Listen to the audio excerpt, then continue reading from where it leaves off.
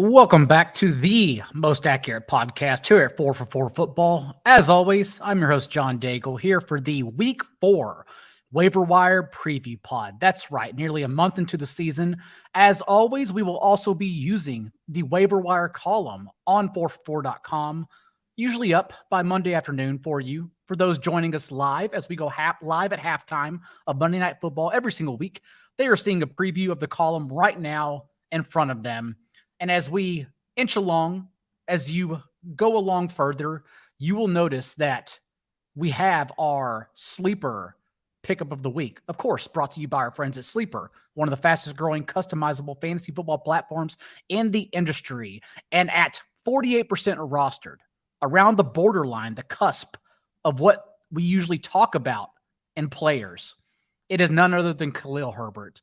A very easy one, the cover boy of most waiver wire columns this week. And that's because after David Montgomery left in the first quarter, Khalil Herbert handled 22 running back touches and did what he normally does when he takes over the backfield. 7.8 yards per carry, 7 missed tackles, 6.6 yards after contact per attempt, and ran 14 routes to rookie Treston Ebner 6, who, recall, Ebner was known for his calling card as a pass-catching back.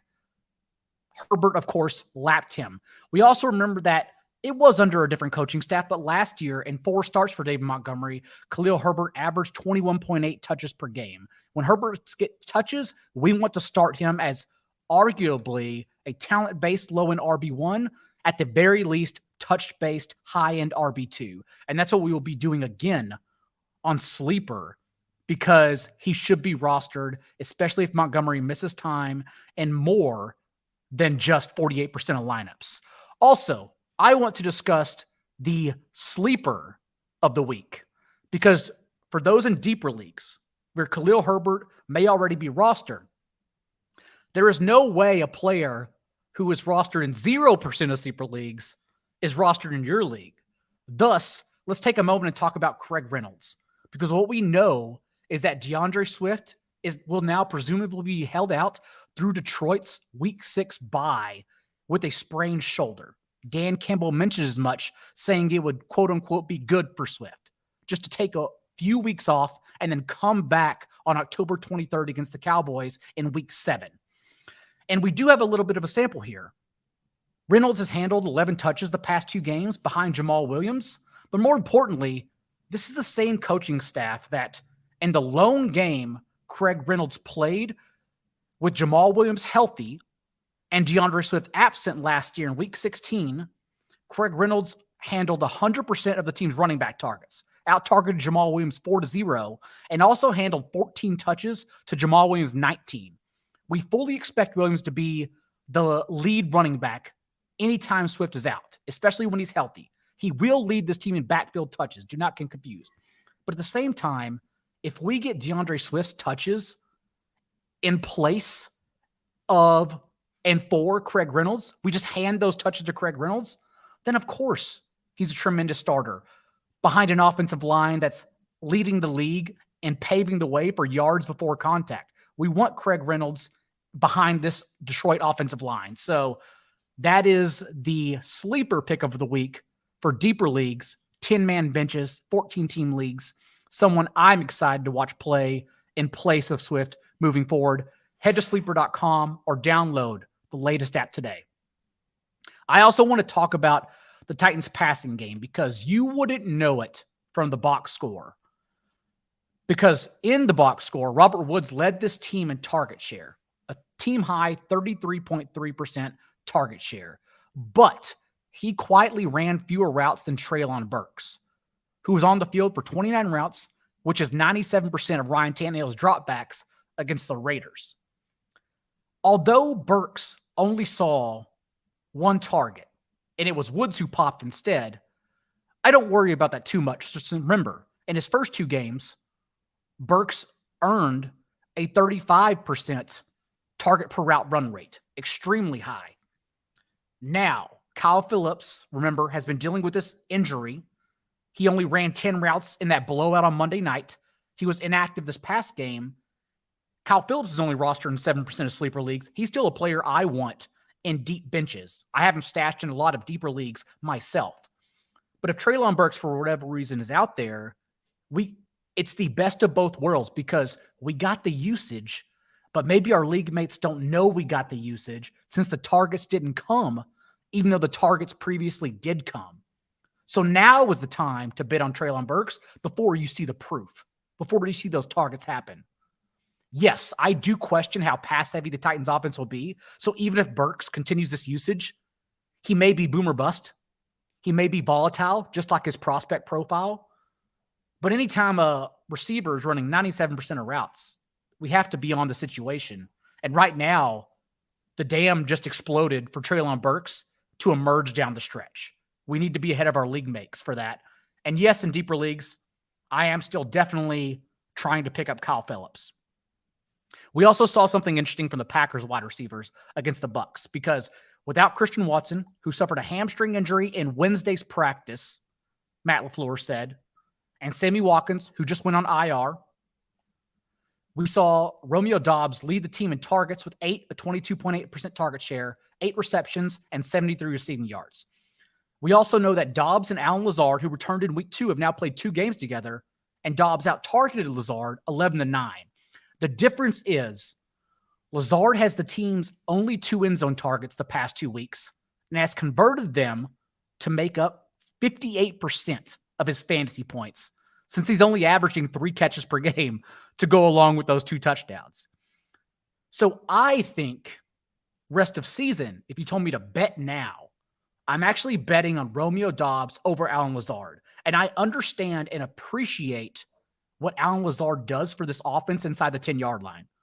I appreciate that Aaron Rodgers trusts him in the end zone, perhaps more so than Romeo Doubs. But I trust the target share more than a player skating by on 3 catches per game. And remember, this is what Allen Lazard has done for his entire career and averaging just over 3 career receptions per game. So those touchdowns have to come along. And I'm not saying they can't come along. I'm just asking you to ask yourself, what is sustainable? And Dobbs' target share in an ambiguous and wide open target tree is very much more sustainable than Allen Lazard's just scoring touchdowns, in my opinion. So that's how I look at them right now, especially since Romeo Doubs is available in a majority of leagues on Sleeper. For much deeper leagues, I know people want to go to the waiver wire and dabble with Mack Hollins because Hollins has actually turned Hunter Renfrow's concussion the past 2 games into 13 catches, 224 receiving yards, and 1 score, and has seen a 21.5% target share in that time. He's actually out-targeted Devontae Adams 18-17 in that stint. My only concern, though, is that when Hunter Renfrow returns, it's not the routes I'm worried about.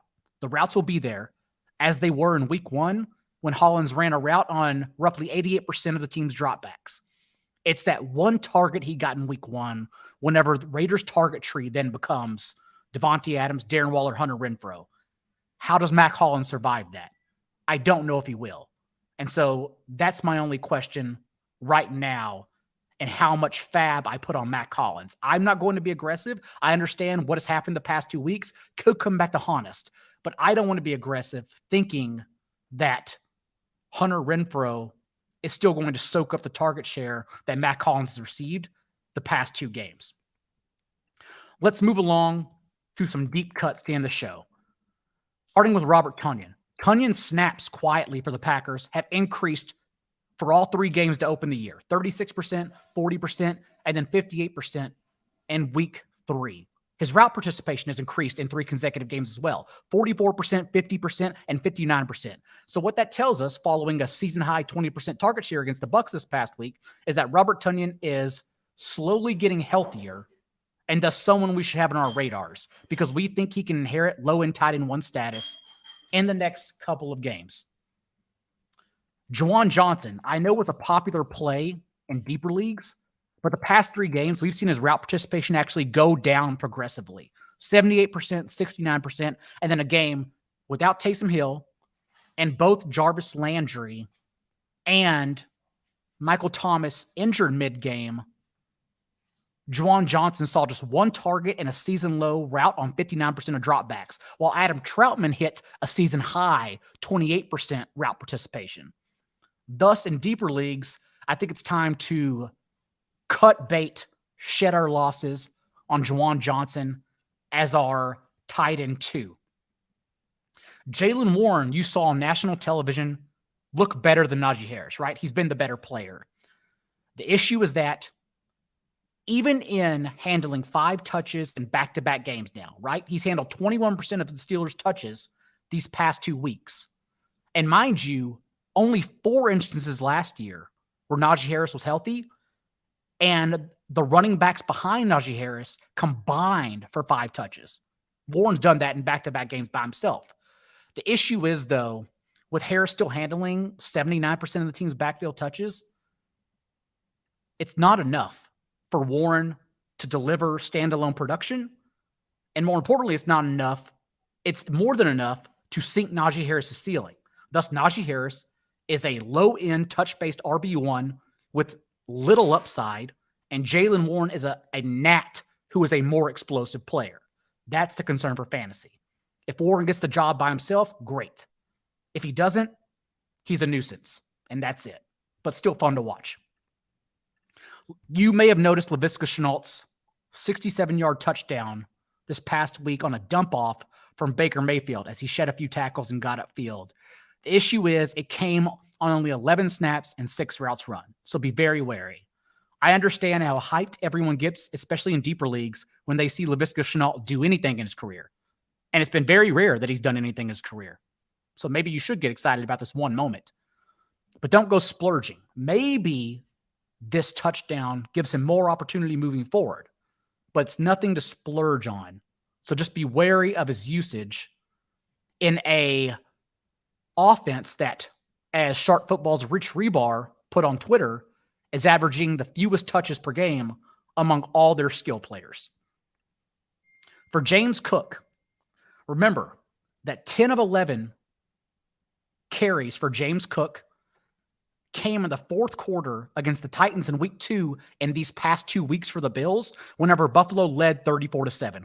Garbage time. They had James Cook out there just ending the game, killing the clock, and trying to get the hell home. So what we've seen in those 7 quarters around that 4th quarter of week 2 the past 2 weeks says a lot.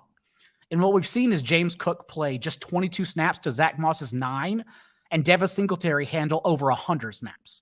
It is very clear Devin Singletary from these past 2 games is the featured back. Zach Moss is a player you can stash, but you never want to play unless Singletary gets injured. And James Cook, maybe he's a guy in the wing, but he's strictly a contingency option. That's it. And don't think his touches this past game, his touches the week before, or anything else. Especially because, remember, he only got those targets because Dawson Knox and Isaiah McKenzie cramped up and were dehydrated. Stephon Diggs was injured, and Gabriel Davis was injured, even though he had to be out there. Plus, Jake Kumaro suffered an ankle injury in the 1st quarter. 4 things had to happen for James Cook to get targets. So again, be very careful about how you treat Buffalo's backfield. It is Devin Singletary a bust. And finally, in the deepest of deepest league additions, just in case Dallas Goedert does continue struggling through this shin injury he suffered, even though I think he'll be fine because he did return to the game.